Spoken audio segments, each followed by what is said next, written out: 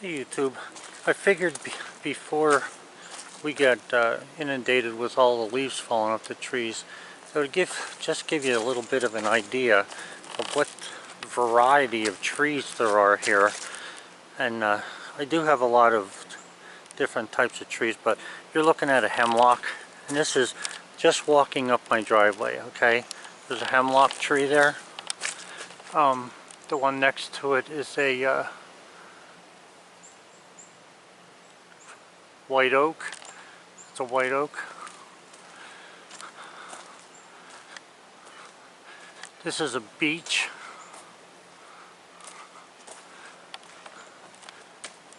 This bigger one here, let me look at that.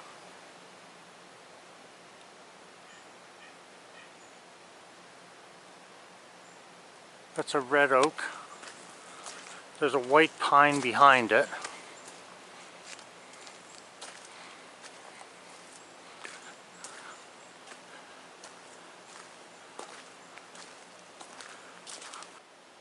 This is a maple.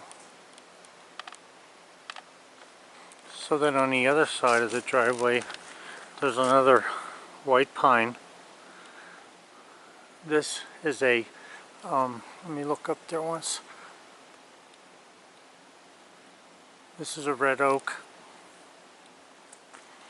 This one here is a red oak. And then over there is a maple.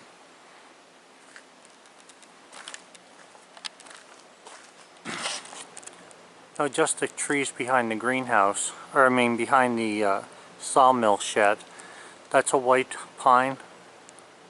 There's a maple next to it.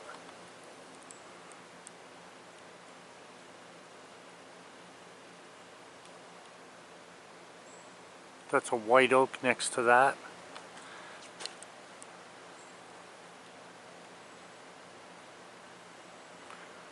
The one without any leaves is a white oak as well there, that small one.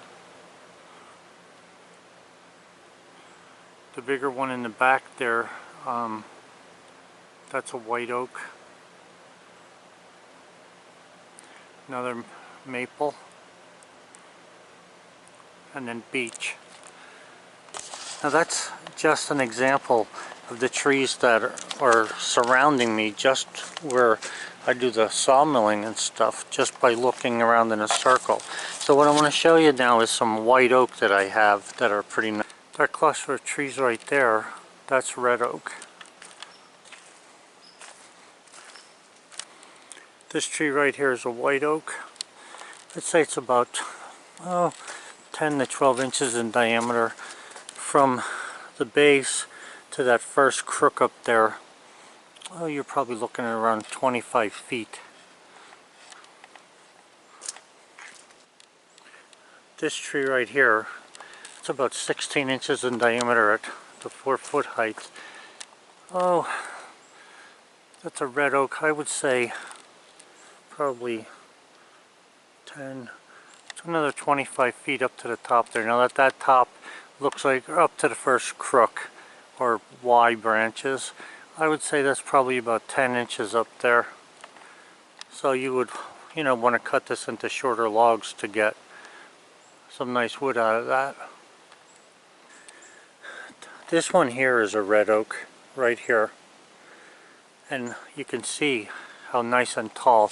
Now there's a smaller tree in front of it there, that's a maple, but if you look past that, that is one heck of a tall tree. You're looking at about 40 foot there to that first crotch way up there. So you're looking about 40 foot of red oak, straight trees. And most of the trees are like this here.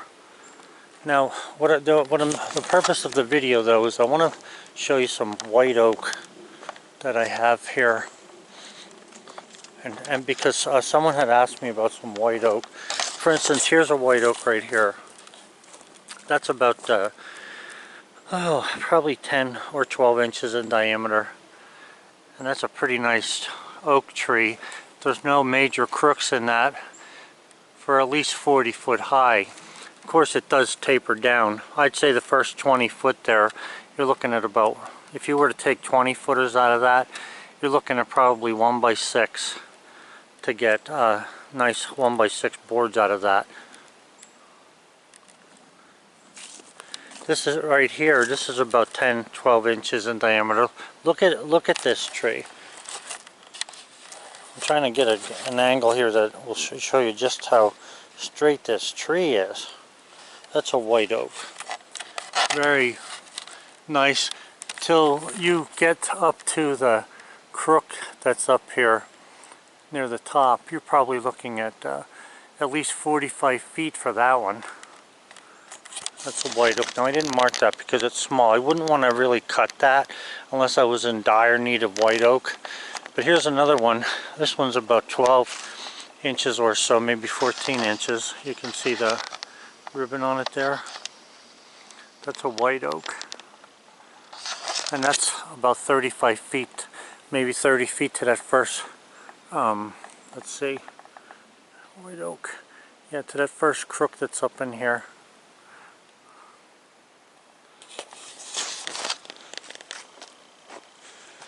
These are all red oak here.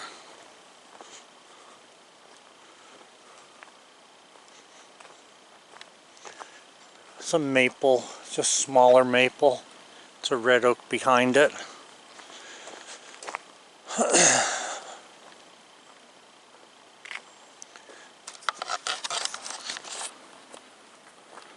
This is red oak here. These cluster of couple bigger trees. This one's about 16 inches in diameter. That one's about 16. These are red oak.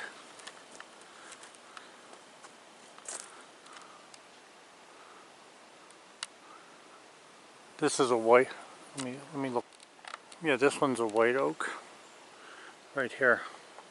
That's about 12 inches in diameter at the 4-foot level, and it's pretty straight there. I would say that you're probably around, oh, I don't know, maybe 10 inches right at this first crook here. You have that little dead branch, and then you have a small branch, and then there's a little crook in the tree. You're probably looking at a good 25 feet there. That's white oak. Now it's kind of hard to see through the woods, I know, but like back in here, this is a white pine starting. But if you look beyond there further in this direction, there's white pine, and then there's white pine, and then there's a hemlock mixed in there as well. So then some of the trees, like going up towards where I'm building a house, all the way up, you're looking at a variety of maple, white oak, red oak.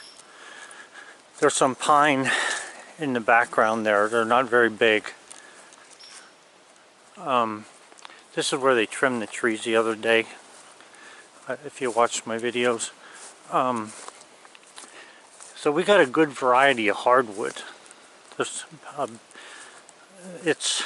I don't know, it's hard to determine what you want to cut and what you don't want to cut. In front of the house here, I have to cut some trees down for the septic tank. Now this isn't the wooded part of the property. I'll show you that in a minute. But these are red oak here, and they're pretty big. That's probably, I don't know, 20. This one's probably 24. This one back here is probably 18. The 3 of those are going to have to go because the septic tank comes out where this 2x4 is, and it's going to sit in here, and then that's the drain field back through that opening that's been cleared up. You can see from here the pines that are starting to grow back in there. By this time of the year, any other year, by October 20th like this, there would be absolutely no leaves except some white oak hanging on the trees. White oak would be usually last the longest, and right now it's weird because the white oak is getting dark quicker than the other ones. I don't understand this. It's just a whole different ball game here. Like this is a white oak right here, okay, and you can see that their leaves are turning a lot browner than say the red oak, which is hard to imagine, but because every other year it's always been the opposite of that. So there's another white oak there. Now some of these I would or would not cut. It depends, like I say, on how much I would need wood.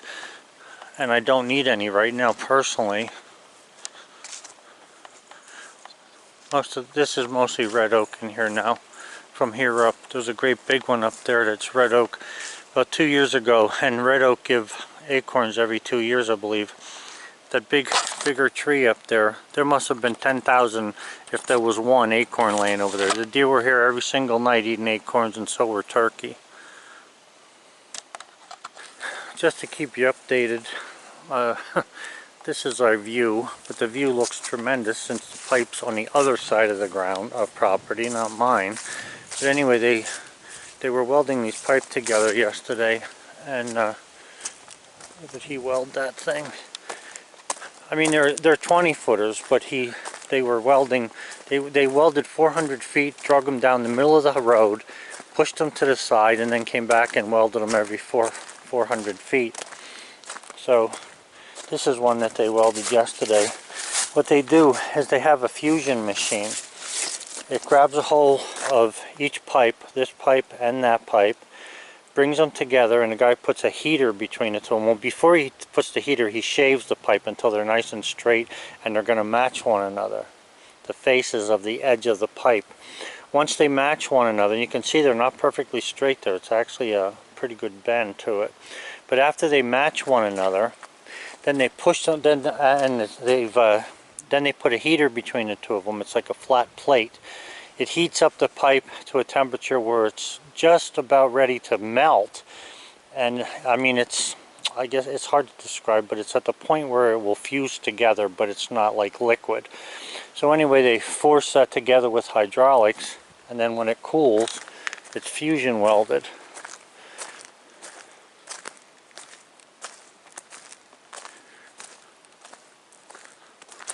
Let me just take a walk down here. There won't be many more walks. The temperature's around 42 or so. Won't be too many more times until everything's covered in snow, I would imagine. But what I wanted to say was, a lot of times I get emails. I actually get many emails every day, and I try to respond to every single one of them regardless of what is said, unless it's actually trying to give me a hard time for no reason. But the thing is what I'm getting at here is I get emails every day, and a lot of times people say, I want to buy a set of these off you, I want to buy a set of that. They want to buy lumber, and they want to buy trees, or they want to buy some kind of furniture. And for the most part, most people who contact me follow through with everything, and you know, it's a good deal, and then they're happy, I'm happy, and it's over with. But there's a whole lot, like probably I don't know, 20 to 30% of the phone calls that I get are from people who are doing some wishful thinking, and meaning that they're wanting to buy something, but their pocketbook won't let them. And that's fine. I have nothing against people that aren't able to pay for something, but the point is that I can't take someone's word over the internet as to whether they're going to come here, not come here, buy, not buy, until I see the color of their money, because otherwise I would be, you know, giving away the farm.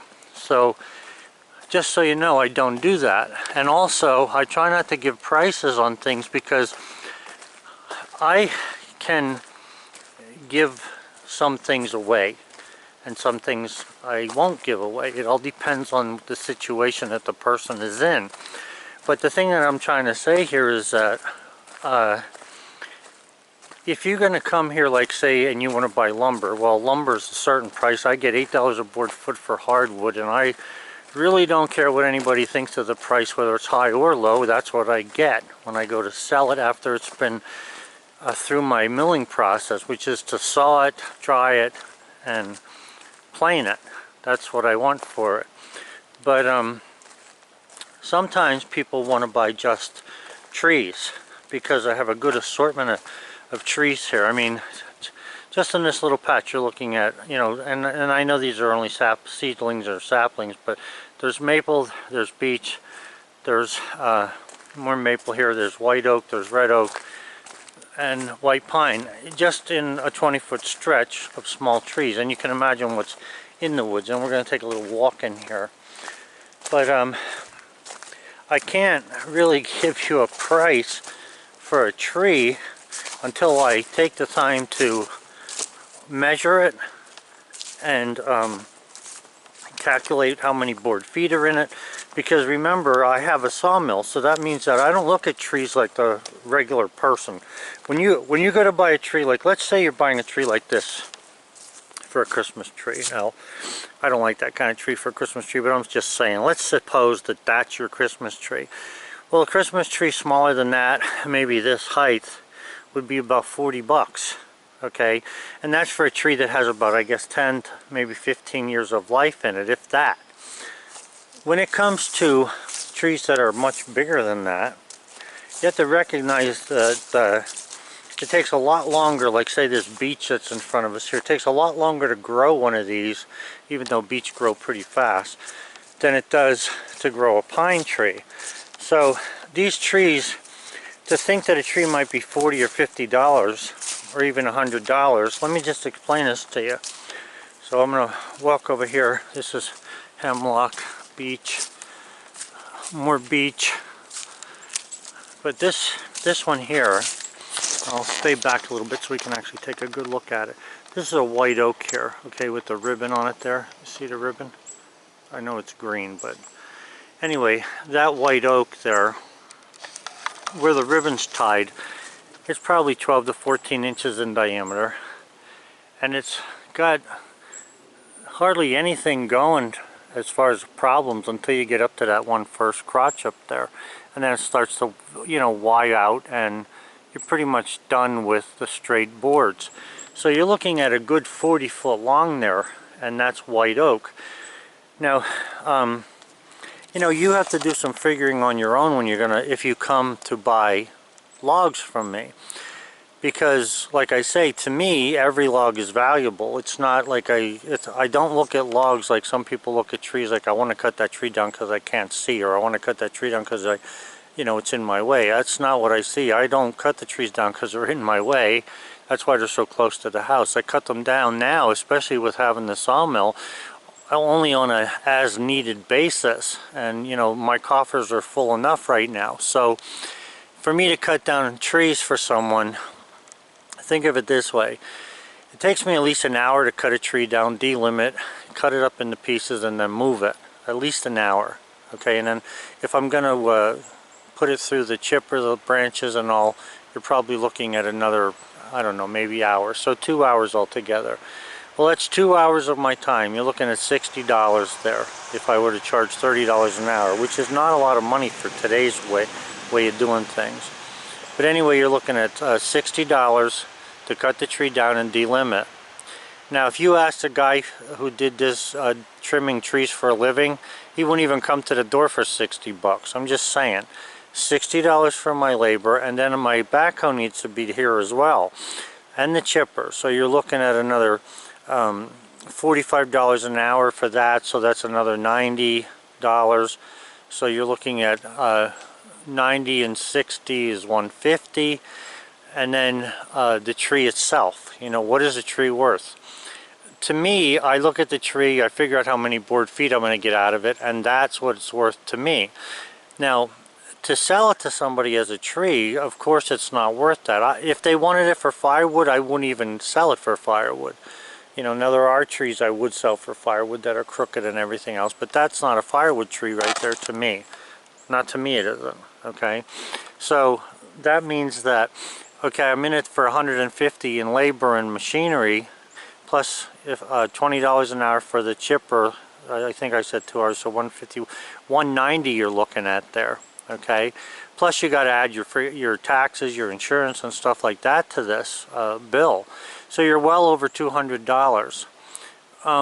people don't seem to realize that, you know, if you drive 2 hours to me and 2 hours away, you have not only the $200 for the log or for the whole tree, even if you took the whole tree, you know, without the limbs or whatever you want, but you're looking at least $200 a tree without the cost of the tree being considered. So for me, this white oak tree here, I'd have to calculate how many board feet are in it. But if it's a 12-inch tree, which it looks like, I can get an 8-inch cant out of the first section. So you're looking at 8 1x8s. So, you know, if you take the 1x8s and you were to figure, let's say that that's like 3/4 of a board foot, just to make it easy. So instead of 8, you're looking more like 6, okay? So 6 times 8 is 48 board feet in the first 8 feet. So let's round that off to 50 and go and multiply it times 8. You're looking at $350 for 8 feet of that tree. Then we got another 8 feet, another 8 feet. Yes, it gets smaller, but even so, it's still worth money. So to me, the tree itself, okay, is probably worth, I don't know, $369, probably $1,200. So now you're at $300 and some dollars plus $1,200. You're at $1,500 for a white oak tree. Now this, what I want you to consider is, and that sounds ridiculous, however, you're talking about buying 1 tree or 2 trees or 3 trees. You're not talking about buying an entire forest of trees.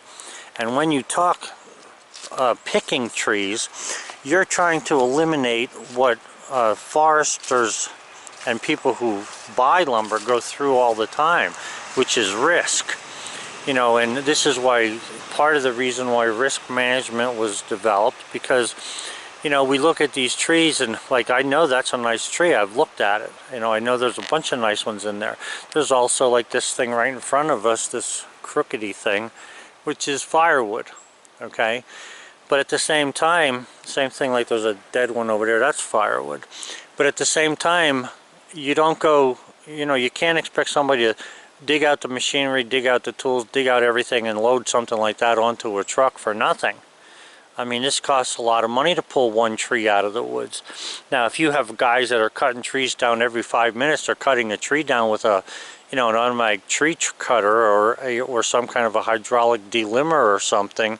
Well, you know, that's why they've invented those machines, because it's costly to do this the old-fashioned way, which is to cut it down, delimit, bucket, and then get it moved. Very costly, and that's why they don't. That's why you can't get people to come and do small jobs, unless they're doing something like maybe with horses or whatever, or a small tractor, and you know, then the price might be a little bit better. But I'm just saying, that's about what you can expect. Now, does that mean that I'm going to charge somebody $1,500 or so for a tree when they come here? It all depends on the person. It depends on what they're doing, what they're going to do with it, how they talk to me about what they're going to do with it, and whether they're knowledgeable or not. Because I don't want to give the tree to somebody who's going to take it and cut it up into firewood. It's that simple. And nobody's going to buy this tree for $1,500 for firewood. That I can tell you. And I'm glad that they don't, because I don't want to sell it. But again, if someone needs trees, there's another white oak back in here.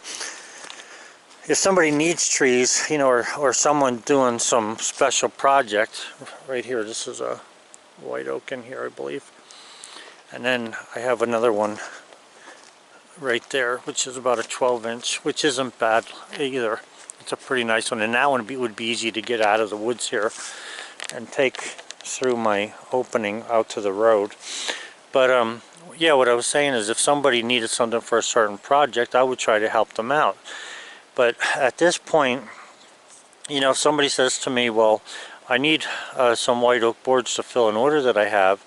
Well, I also am in the lumber business, so, you know, I'm not really interested in selling if I don't have to. But if you can't get the wood where you're at, if you're having a hard time coming up with white oak, you know, I have some white oak, and I'm willing to share a little bit of it for not free. I'm willing to sell a little bit of it, and only if it's in need, because somebody actually needs it. But I'm just saying, you know, this is what I have on the property. And most of the red oak and the white oak, you can at least expect to get a 30-foot section of wood out of it that you can cut into boards. Most of them. Now some stuff, you know, this has already been forested at one time. You know, they've already gone through here and cut a lot of trees down before I ever got here. So the trees that are coming now that are, you know, 16 to 18 inches or 24 inches are about the biggest trees around at this point. So I hope you understand what I'm saying here about how you value things. I know I must have had 100 comments already where people say that since they bought their sawmills they won't look at trees the same way, and that's the same thing with me. I go down the road, I see a cherry tree sitting in the woods 50 feet, and I stop the truck. You know, whose property is that? Is somebody going to be willing to sell that? If it's on state forest, I don't even bother. I just keep going because, you know, the state is only interested in big bucks, the politicians. They're not interested in helping a small guy out, which I think is wrong in a commonwealth. However, that's the way it seems. But anyway, yeah, so like I say, if you're looking for some hardwood to do a certain project, I've got some nice hardwood trees here that are very long, and if you can't find any anywhere else, you know, we can talk about it. And also, I need to do this over the internet on my bullseyemickey@gmail.com. That's the best way to get a hold of me, not the telephone, because I don't have a telephone number to give you. Okay, so yeah, there's some more white pine there. There's a hemlock behind it. There's a hemlock behind that. So there's a lot of trees here that are growing nicely. This was a great year for trees to grow. All the water that we've had, the tops of the trees sprouted out and are reaching out into the sky trying to get sunlight all over the place. This tree here was nice until the guy who put my septic system in hit the tree with the machine when he was digging a trench. And it's a shame, because that thing, and this is what I was talking about when I talk about the tree fixing itself, repairing itself. This curvature tells you a story about how old this is. It's an old wound, and this is at least, let's see, this would be about 14 years old. Yeah, 14 years old, this wound, and it took that long and it's still not covered. But eventually this will bring itself all the way over here and they'll meet, and then it'll cover with another nice, you know, thing of bark, and you won't know that that was ever there. However, it is there, and that what you see is never going to go away, except on the surface you'll see, you know, a round tree, and in enough time, given enough time, maybe 20 more or 30 years from now, you won't even know that that thing was hit, but it'll still be in there. And that's what I'm saying about the risk when it comes to buying trees. So when somebody comes to buy trees, you know, they look at everything and they say, well, you know, are the trees healthy? Like, you know, they have to be healthy. If they're not healthy, they're not going to do you very good. A lot of the beech that I have does not seem very healthy to me. I mean, like you can see this tree here, I don't know what, some kind of worm growing on there, but it's like got 3 trees in one that have come together. It's not a very healthy looking tree, but of course I don't care about beech too much. Here's a white pine that's getting there. That's about maybe, I don't know, 12 inches in diameter. It's fairly straight up there, maybe about 20 feet or so. So I'll be able to get some nice white pine boards out of that. There's another one, I don't know if you can see it through the woods there. There's one. And just from sitting where we're at, there's another one back in there that can be cut. Here's another white oak here. Now this here, you can see somebody had harvested a section of this at one point. It's like a dual stump. It's been a long time in waiting as well. I mean, it took a while for that to happen. So that one next to it, there's probably 16 inches at this end, but it only goes up there maybe about 18 or 20 feet before it wides out, and that's, you know, where you start losing your wood. So anyway, I hope you understand what I was saying there about the price of something and how different people look at it in a different light.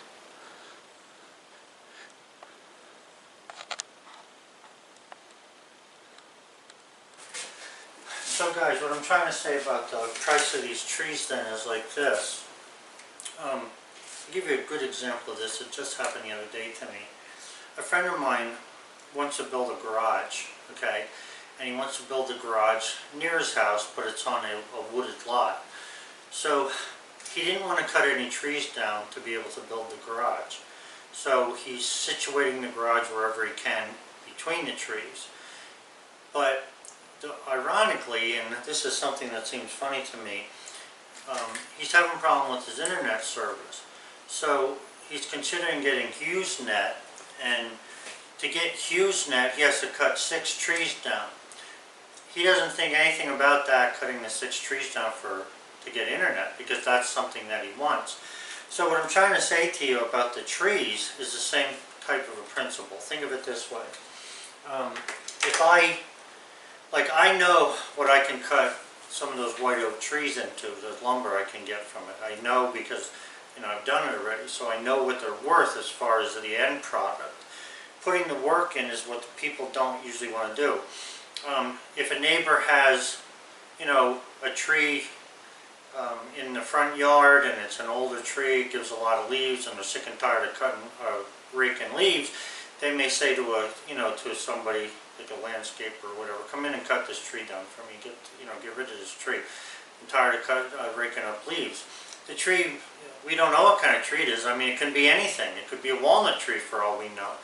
My point here is, it all depends on the person that you're buying the trees from, what they're worth, and what you're going to be doing with the trees, what makes them valuable to you. To be able to come and pick and choose on anybody's property, like, I want that tree, but I don't want that tree. If you have a cherry tree and a cluster of a bunch of other trees, trying to get to that tree may be a headache.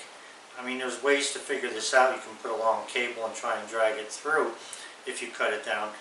But you don't want to be damaging people's property. One of the things around here, and there's a lot of lumber taken out of Tioga County every year, is that the people don't want their property ruined. They don't want tracks all over the place. They don't want roads everywhere. They don't want mud everywhere. But these are some of the things that come with doing tree cutting. Now, I know that in some places, big areas, they use helicopters for trees. That doesn't seem to be the greatest idea. They'll string up a line to move trees. But nonetheless, the point is that the trees become valuable depending upon who you're talking to and what they know they can do with them. Otherwise, if they don't know, just like the neighbor is going to cut all the 6 trees down for HughesNet, it doesn't matter whether he cuts 6 trees for HughesNet, but he doesn't want to cut 6 trees to get the lumber out of it to build his garage. I'm a little bit confused by that, but nonetheless, this is what I'm trying to say in my video here. It doesn't matter. I'm not saying that someone's wrong or someone's right. What I'm saying is that there's value in things that some people see, and then there's value in things that some people do not see. The other day a guy came to me and said something to me about, I forget what we were talking about, but he says to me, oh, that's only $250, so, I'm not going to worry about that. Okay, well, $250, I mean, I'm not poverty-stricken, but $250 to just toss that doesn't make a whole lot of sense to me. Now, we're talking money here. I'm not talking about ethic, morals, or anything else. I'm just talking about money. So, to me, $250 here, $250 there is $500, another $250 there is $750. Next thing you know, you're throwing thousands of dollars away. So, it depends on you, but my point here is to come to a place and pick out hardwood trees like you would pick out pine trees, like Christmas trees. And I'm not diminishing what Christmas stands for, if that's your beliefs. But what I'm saying is, a Christmas tree is $35. It took maybe 10 years to grow, 15 years. You're looking at an oak tree that took 35, 45, 55 or more years to grow. you know, there was time involved in that. If you don't necessarily have to do anything with the trees, but you know, it's like a toss-up. It's a gamble. I mean, you buy a property and it has a bunch of trees on it. I remember when I first, the year before we moved here, I think it was 2003, 2005. In the winter, we had a really, really bad ice storm. In fact, my wife says to me, when you come home, bring a generator with you because we have no power. So I live 200 miles from where I'm at right now, and I went home 200 miles. I couldn't believe what I saw. It looked like a nuclear bomb went off, because not at ground level, but I'd say about 30 feet or 15, maybe like 20 feet up. All of the trees were broken off because the ice had formed on the limbs prior to the leaves falling off, and it got to be so heavy, and then a heavy wind came through. It was a disaster. You could probably look that up and find it. It was in the Pocono area of Pennsylvania. I think it was 2005, 2003, somewhere in that area. But you know, that costs a lot. It was a tremendous loss as far as hardwoods go. But for people with, you know, a home and 10 trees, didn't really matter to them, because if they had insurance, the trees might get paid for. If the trees don't, wherever the trees fell, that would get paid for. And they look at that as if it's some kind of a, you know, windfall. To me, you know, a tree falling over, and you guys who have sawmills know this, when you see a tree that could have been something get blowed over, pulled out of the roots, or, you know, the bark all eaten off around it by a porcupine, it's like disheartening, because that could have been, you know, tables and chairs, or end tables, or a bed for a triaxle, or not a triaxle, but a trailer. So, you know, it depends on what you're going to do with it and how you look at that.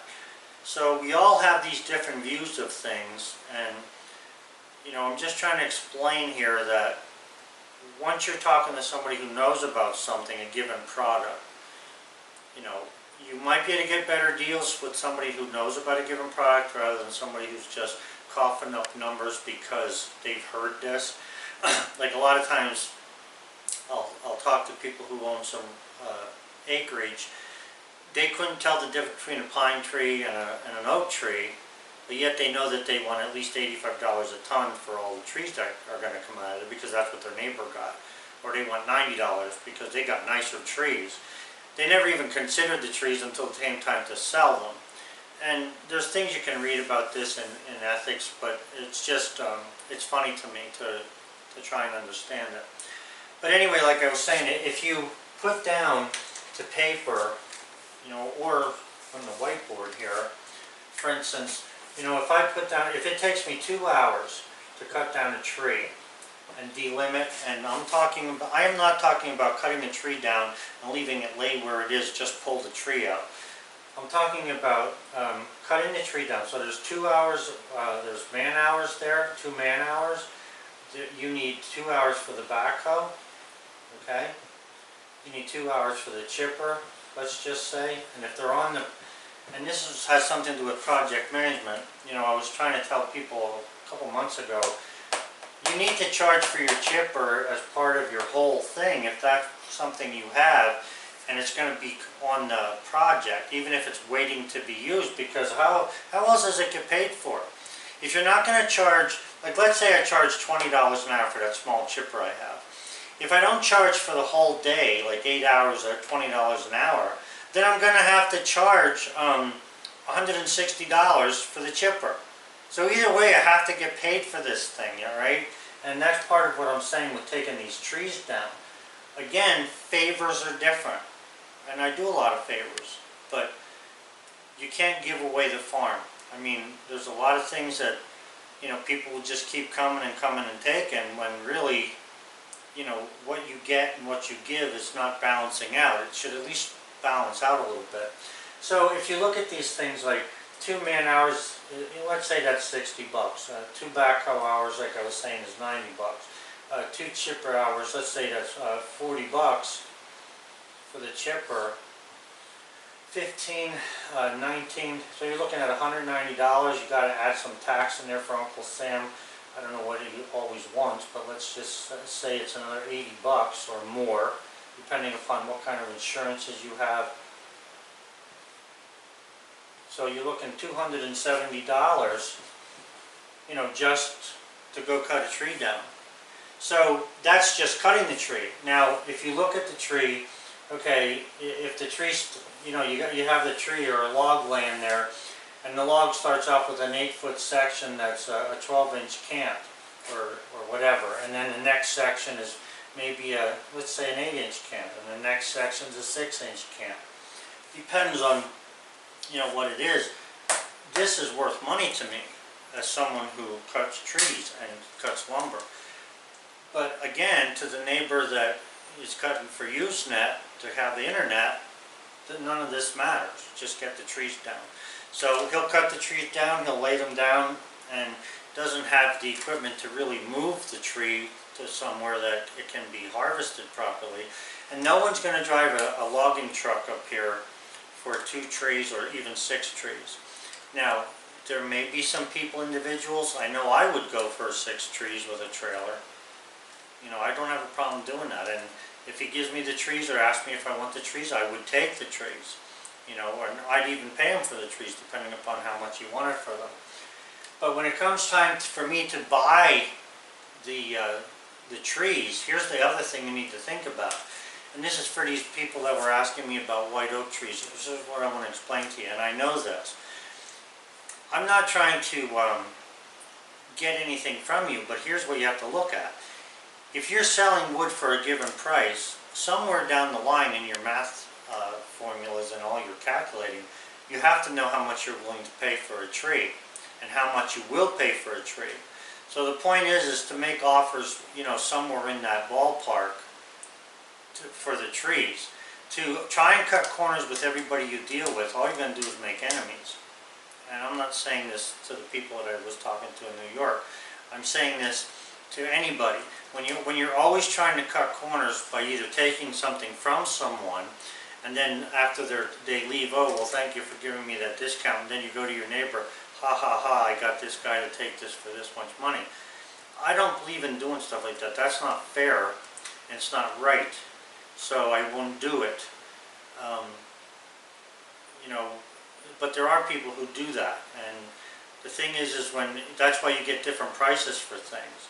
So you can also do the same thing when not only selling lumber or selling timber, but you can do it when you buy timber. You can get different prices. You know, you can get prices from different people and what they'll pay you for the timber. And also, you know, it's a good way to keep in line with whatever your budget is for something.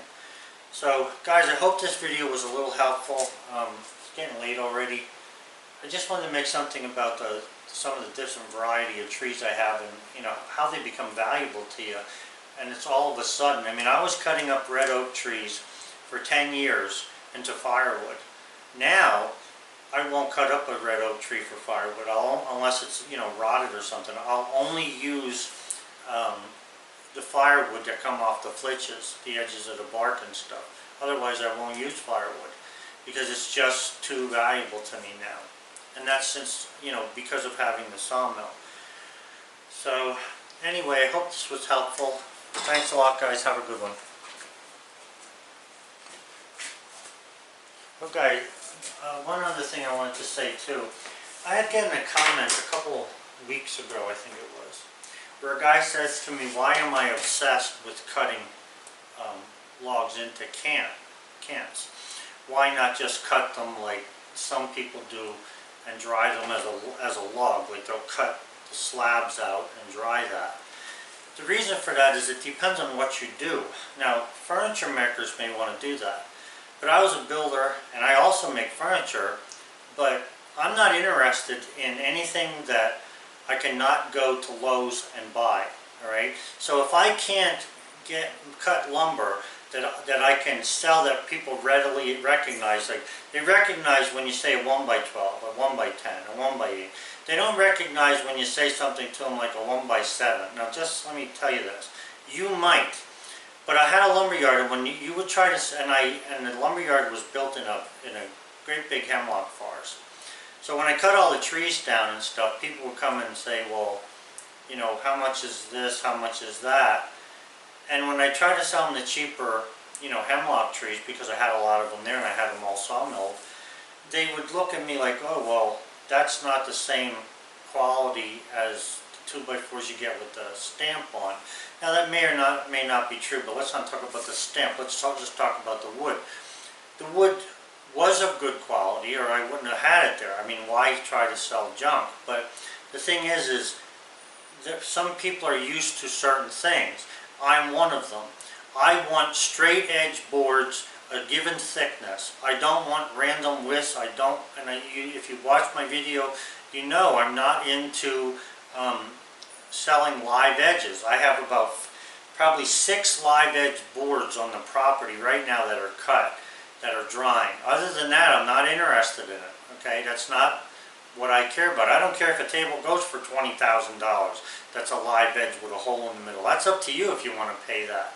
I prefer a different style. So just like the guy who doesn't really mind cutting trees down for the internet, but minds for the garage, I cut trees to the specifications that I want.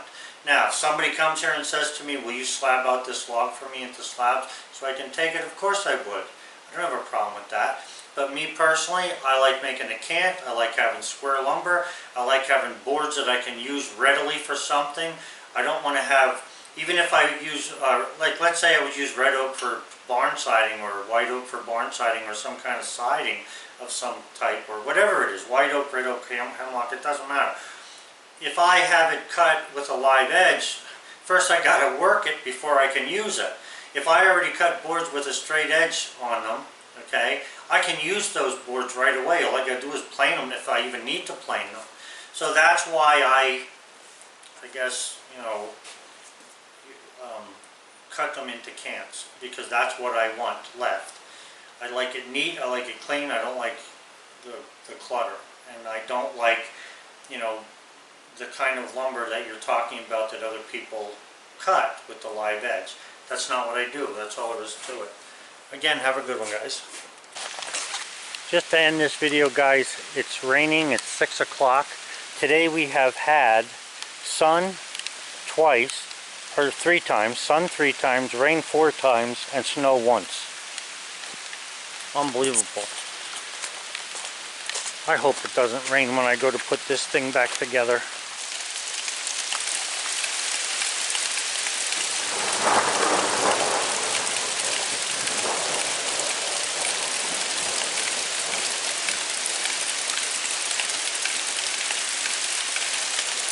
The end of the day today. Takes the cake. Started off with sun and ended up with thunderstorms.